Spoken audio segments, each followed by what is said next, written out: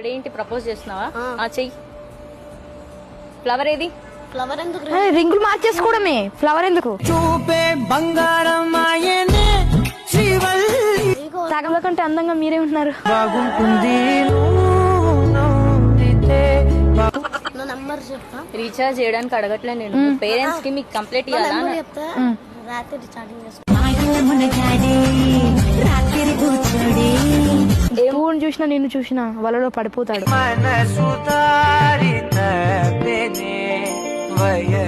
పెళ్లి చేసుకుంటా అంటుండు. పుట్టనే ప్రేమ పడగొట్టనే ప్రేమ. సరే, ఐ లవ్ యూ టూ.